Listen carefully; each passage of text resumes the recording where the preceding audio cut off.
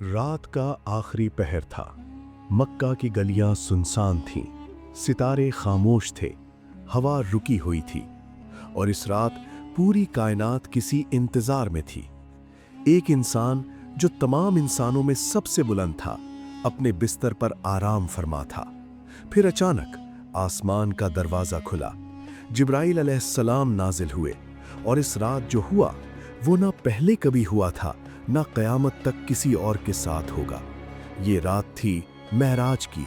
یہ رات تھی جب ایک بشر نے وہ مقام پایا جہاں فرشتے بھی نہیں پہنچ سکتے۔ سن نبوت کا 10واں سال، مورخین اسے عام الحزن کہتے ہیں، یعنی غم کا سال۔ سیرت ابن ہشام کے مطابق اس سال نبی کریم صلی اللہ علیہ وسلم نے 2 عظیم صدمے برداشت کیے۔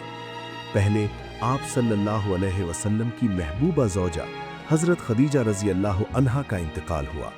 وہ جو ہر مصیبت میں سایہ بنتی تھی، وہ چلی گئی۔ پھر آپ صلی اللہ علیہ وسلم کے چچا حضرت ابو طالب بھی دنیا سے رخصت ہوئے۔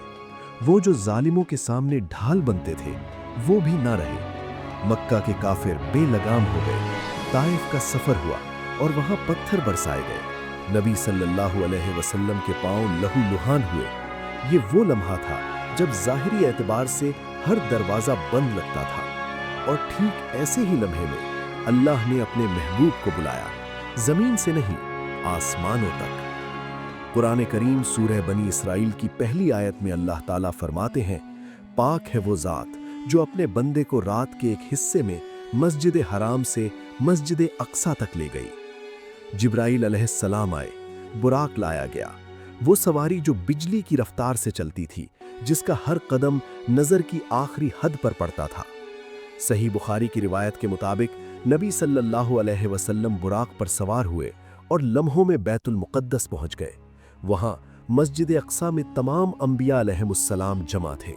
ابراہیم، موسیٰ، عیسیٰ اور تمام پیغمبر سب موجود تھے، اور نبی کریم صلی اللہ علیہ وسلم نے ان سب کی امامت فرمائی۔ ذرا سوچیں، تمام انبیاء کے امام، تمام رسولوں کے پیشوا، خاتم النبیین صلی اللہ علیہ وسلم، یہ اعزاز کسی اور کو نہیں ملا، نہ ملے گا۔ صحیح مسلم کی روایت کے مطابق اس کے بعد آسمان کی طرف سفر شروع ہوا۔ پہلے آسمان کا دروازہ کھٹکھٹایا گیا۔ فرشتے نے پوچھا، کون ہے؟ جبرائیل نے کہا، میں جبرائیل ہوں۔ پوچھا گیا، ساتھ کون ہے؟ جواب آیا، محمد صلی اللہ علیہ وسلم۔ سوال ہوا، کیا انہیں بلایا گیا ہے؟ جبرائیل نے کہا، ہاں، اور دروازہ کھل گیا۔ پہلے آسمان پر حضرت آدم علیہ السلام سے ملاقات ہوئی، تمام انسانوں کے جد امجد۔ انہوں نے نبی صلی اللہ علیہ وسلم کو خوش آمدید کہا اور آپ صلی اللہ علیہ وسلم کے لیے دعا فرمائی۔ دوسرے آسمان پر حضرت یحییٰ اور حضرت عیسیٰ علیہ السلام ملے۔ تیسرے پر حضرت یوسف علیہ السلام، جنہیں دنیا کا نصف حسن دیا گیا تھا، وہ موجود تھے۔ چوتھے آسمان پر حضرت ادریس علیہ السلام تھے، جنہیں اللہ نے بلند مقام عطا فرمایا۔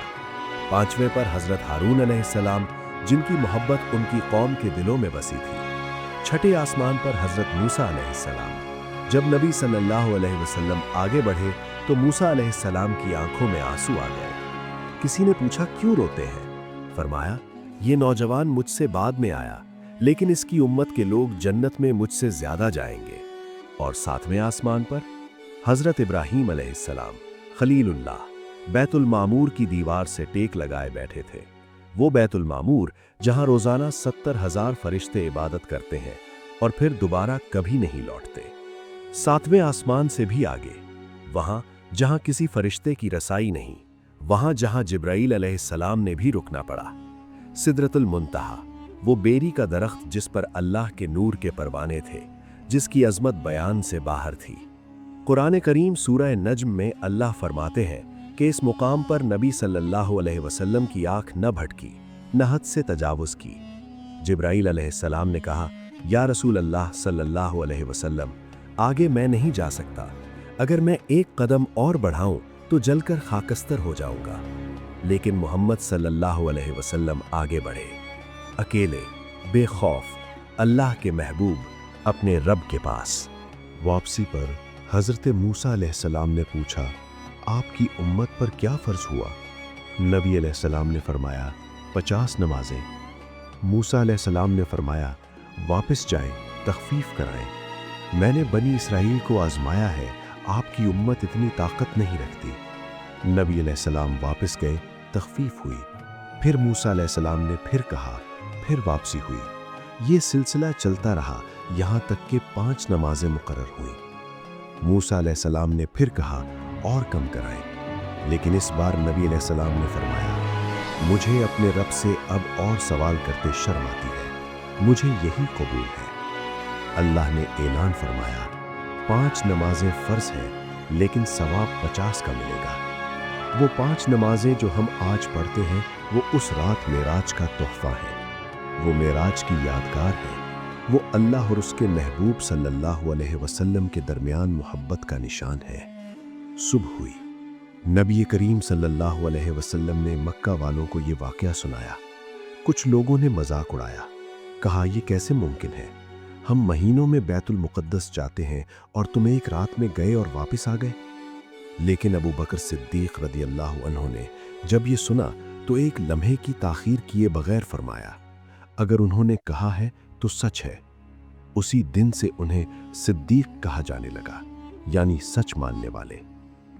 आज हम भी उस रात की यादगार हर रोज़ मनाते हैं, हर फज्र में, हर ज़ोहर में, हर असर में, हर मगरिब में, हर इशा में।